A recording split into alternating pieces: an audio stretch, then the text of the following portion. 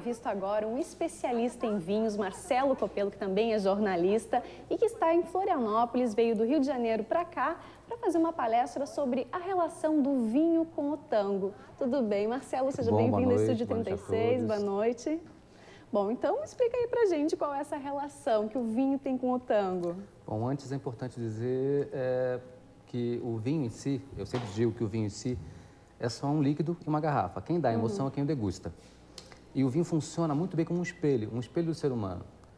Por sua antiguidade, o vinho acompanha o ser humano desde os primórdios, desde o antigo Egito, antiga Roma, antiga Grécia, antiga China, percorreu a história do homem junto com ele.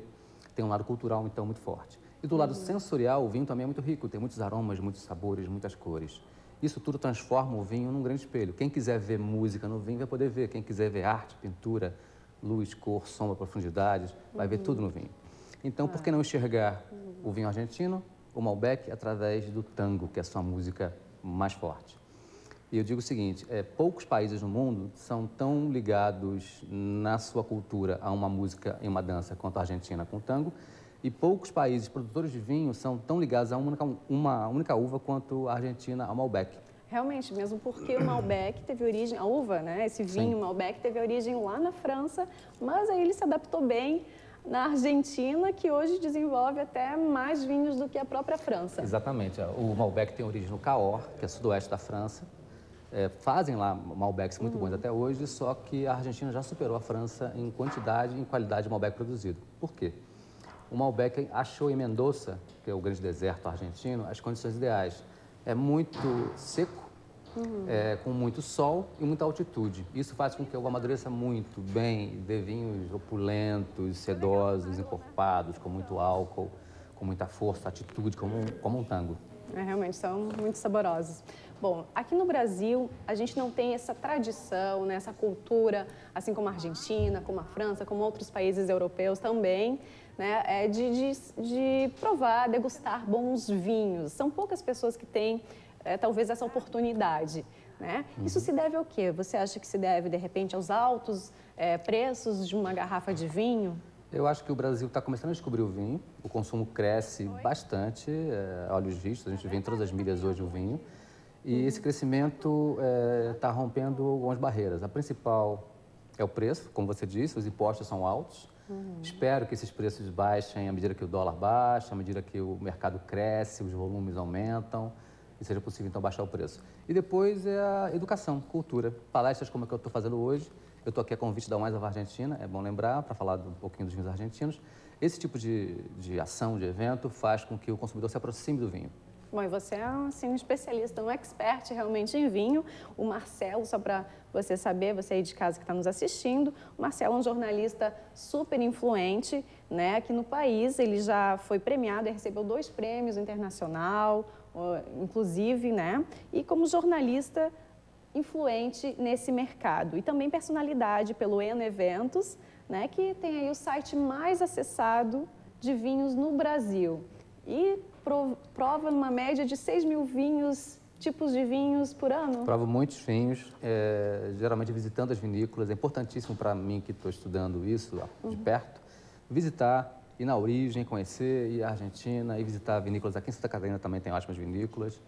Conhecer de perto a produção e provar muitos vinhos. A gente tem que ter litragem. Claro. Digamos. Como é que você assim, avalia o vinho do nosso país? Cada vez melhor, a qualidade cresce muito. Como eu disse aqui, no seu estado tem já ótimos vinhos. A produção está crescendo em quantidade e em qualidade. Perfeito. Bom, você também já lançou 4 livros relacionados ao assunto. Né? Fala um pouquinho sobre esses livros que, inclusive, também foram premiados. Sim, sim. O primeiro livro é de 2001, era um curso de vinho, o livro está esgotado, fez um sucesso tremendo na época. O segundo livro eu lancei no mesmo ano, e é um livro de viagens pela Europa, que eu morei na Itália e escrevi um livro lá. O terceiro livro foi indicado ao Prêmio Jabuti. E isso tornou esse livro o primeiro livro de vinhos a ser indicado no Prêmio de Literatura. O Jabuti é um prêmio de literatura brasileira muito importante. E esse livro chama-se Vinho e Algo Mais, e ele justamente fala da relação do vinho com outras artes e outras culturas, com música, com a história, com outras coisas. E o livro mais recente ganhou um prêmio em Paris, que é o Gourmand World Book Awards, que premiou esse livro como o melhor livro sobre vinhos europeus no ano, foi de 2009. O livro chama-se Os Sabores do Douro e do Minho, sobre Portugal. Perfeito.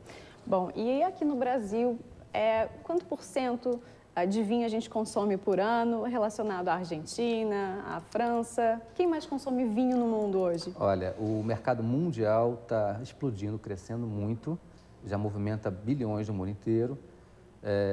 Os países que mais produzem e consomem já há séculos, historicamente, são Itália e França. Na América do Sul, o maior produtor é a Argentina, produz cerca de 1,5 bilhão de litros e consome 35 litros por habitante, mais ou menos. Posso estar enganado, mas o valor é mais ou menos esse. E o Brasil é pequenininho e está crescendo. O brasileiro hoje consome cerca de 2 litros de vinho por habitante por ano, per capita. Ou seja, somos pequenos, podemos crescer. A gente, sempre que menciona esse número, menciona como uma perspectiva muito boa. Se somos pequenos, a perspectiva é só crescer, crescer, crescer. Fora que estão descobrindo aí que o vinho também ajuda no rejuvenescimento, né? Em várias outras coisas, além de ser maravilhoso e combina com qualquer situação. Claro, realmente. Assim.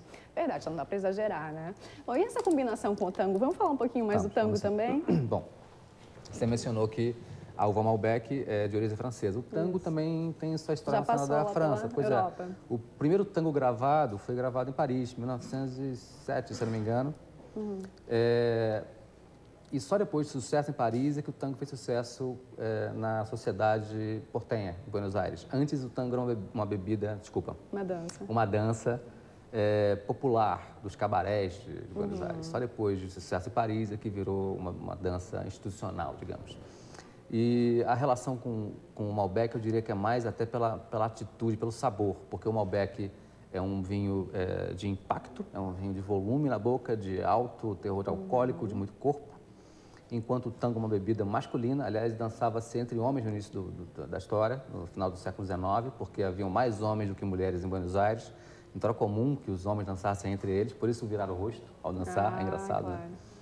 E o Malbec também é uma bebida masculina, é muito alcoólica, muito forte. Mas, por outro lado, tanto o tango quanto o Malbec eu gosto é um vinho encorpado, que impressiona desde o primeiro gole. Tanto o tango quanto o Malbec tem essa atitude, essa força, essa coisa masculina, reta, batida, mas tem uma doçura por trás. Um bom Malbec é veludado, é sedoso, enquanto um tango geralmente fala de um amor perdido, mas se é perdido é porque houve amor algum dia. Então também está intrínseco aí um amor. Realmente. Bom, e como é que é essa dinâmica da sua palestra, quando você vai falar de dança e também, né, de duas coisas que provocam e que dão muito prazer, né? A dança e também o vinho. Eu vou falar um pouco da história do tango, a história do Malbec, e relacionar os dois, mostrando os grandes ícones de cada um da bebida e da dança. Vou falar um pouco do... Ao som da música. Ao som da música. Vou mostrar um pouco de Gardel, Carlos Gardel. Vou mostrar um pouco de Piazzolla, que são os dois grandes ícones. Vou mostrar o tango hoje, que está tendo um revival com tango eletrônico, com Gotham Project, com Barro Fundo. Incrível, estão mixando aí. Estão mixando. E vou mostrar textos de filmes, o que é legal também. Perfume de Mulher, tem uma cena maravilhosa. Até aquele filme Moulin Rouge tem uma cena de tango muito boa, que não é um tango, mas acaba virando com uma música do Sting, Roxanne. E por aí vai. Tem muito que falar sobre tango e muito que degustar também. Vamos provar vários vinhos na palestra. Realmente, bom. Então, eu quero agradecer a sua presença no Estúdio obrigado. 36. Sucesso aí, né? Desejo poder lhe entrevistar, de repente, lançando aí mais um livro, quem sabe em Florianópolis. Ano que vem tem mais um livro. Isso, aí você pode fazer aí uma avaliação dos vinhos aqui do nosso país, quem sabe, claro, né? Ver o crescimento e quem sabe as pessoas também brindando com vinho brasileiro possam dar mais qualidade, né, para o nosso vinho, mais valor também, que temos bons vinhos. Sim, com certeza. Muito obrigada, obrigado. Marcelo. Boa noite a todos.